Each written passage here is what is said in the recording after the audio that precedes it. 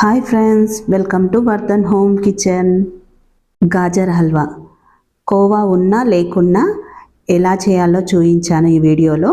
Video skip చేయకుండా చూడండి. 1 kg gajar తీసుకున్నాను. గాజర్ని శుభ్రంగా కడిగి పెట్టుకున్నాను. గాజర్ పైన ఉన్న పొట్టునంతా తీసేసి గాజర్నంతా తురిమి పెట్టుకున్నాను.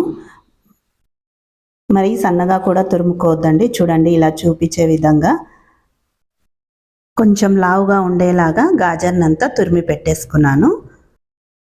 పొయ్యి మీద కడాయి పెట్టుకున్నాను. కడాయిలో 3 స్పూన్ల నెయ్యి వేసుకున్నాను. చిన్న స్పూన్ తోటి 3 స్పూన్లు వేసుకున్నాను. నెయ్యి వేడెక్కిన తర్వాత తురిమి పెట్టుకున్న గాజర్నంతా కడాయిలో వేసేసుకున్నాను.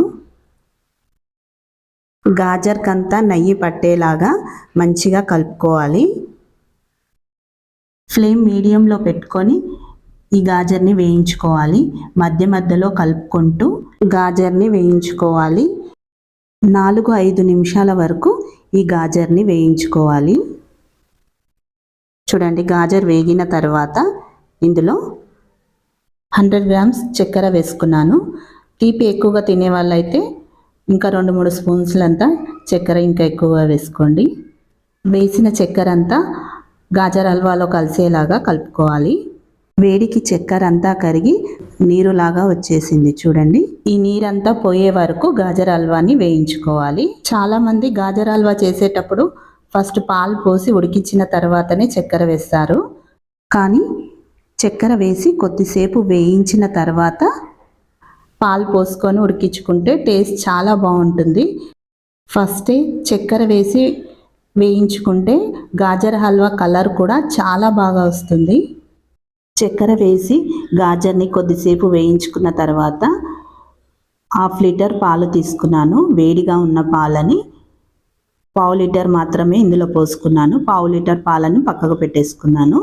వేడిగా ఉన్న పాలను మాత్రమే పోయాలండి. ఇలా వేడి పాలు పోయడం వల్ల కోవా వేయకున్నా కూడా కోవాలాగా కనిపించేలాగా ఈ పాలన్నీ విరిగి మంచిగా గాజర్లో కనిపిస్తుంది కోవా వేసినట్టుగా. పాలు పోసిన తర్వాత గాజర్నంతా మంచిగా కలుపుకొని ఈ గాజర్ని మూత పెట్టి ఉడికించుకోవాలి. సిమ్లో పెట్టే ఈ గాజర్ని ఉడికించుకోవాలండి. మనం పాలు కొద్దిగానే పోసాం కనుక 1/2 లీటరే పాలు ఇందులో పోసాం కనుక సిమ్లో పెట్టే ఉడికించుకోవాలి. మీడియంలో హైలో పెట్టి ఉడికించామంటే పాలన్నీ ఆవిరైపోయి గాజర్ హల్వా అడుగు పట్టేస్తుంది. అందుకని సిమ్లో పెట్టి గాజర్ హల్వా ఉడికించుకోవాలి. మధ్య మధ్యలో మూత తీస్తూ కలుపుకుంటూ ఈ గాజర్ని ఉడికించుకోవాలి. కొన్ని పాలని పక్కన పెట్టేసుకున్నాం కదా, ఆ పాలని పొయ్యి మీద పెట్టి మరిగించుకుంటున్నాను. ఈ పాలని సగం అయ్యే వరకు మరిగించుకోవాలి.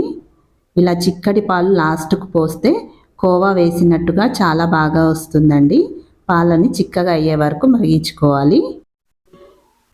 గాజర్ హల్వాలో వేసిన పాలన్నీ విరిగి అక్కడక్కడ కోవాలాగా కనిపిస్తుంది. చూడండి, హల్వా ఉడికిందా లేదా అని ఒకసారి చెక్ చేసుకోవాలి. చూడండి ఎంత మెత్తగా ఉడికిందో హల్వా.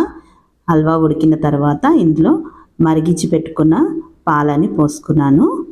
గాజర్ హల్వా రెసిపీ మీకు నచ్చితే లైక్ చేయండి, షేర్ చేయండి, సబ్స్క్రైబ్ చేసుకోండి. 1/2 స్పూన్ ఇలైచీ పొడి వేసుకున్నాను. హల్వానంతా బాగా కలుపుకున్న తర్వాత ఇందులో 100 గ్రామ్స్ కోవా వేసుకున్నాను. హల్వాలో కోవా వద్దనుకునే వాళ్ళు ఇలైచీ పొడి వేసినాక 2 నిమిషాలు ఉడికించుకున్న తర్వాత కొద్దిగా నెయ్యి, డ్రై ఫ్రూట్స్ వేసుకుంటే చాలండి, హల్వా రెడీ అయిపోతుంది. కోవా వేసిన తర్వాత హల్వానంతా కలుపుకొని 2 నిమిషాల వరకు ఉడికించుకోవాలి. వేడికి కోవా అంతా కరిగిపోతుంది. చూడండి, కోవా అంతా కరిగిపోయింది. ఇప్పుడు ఇందులో 2 స్పూన్ల నెయ్యి వేసుకున్నాను.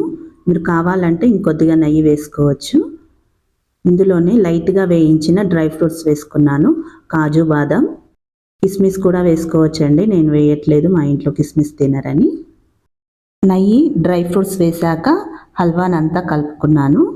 చూడండి, హల్వా రెడీ అయిపోయింది. ఒక గిన్నెలోకి తీసేసుకున్నాను. చూడండి ఎంత బాగా వచ్చిందో హల్వా. సన్నటి కాజు పౌడర్ని హల్వా పైన వేసుకున్నాను. చూడండి ఎంత బాగా వచ్చిందో గాజర్ హల్వా. చూస్తుంటేనే నోరు ఊరిపోతుంది కదా. టేస్ట్ కూడా చాలా చాలా బాగా వచ్చిందండి. తప్పకుండా ఒకసారి ట్రై చేయండి. ఈ గాజర్ హల్వా రెసిపీ నచ్చితే లైక్ చేయండి.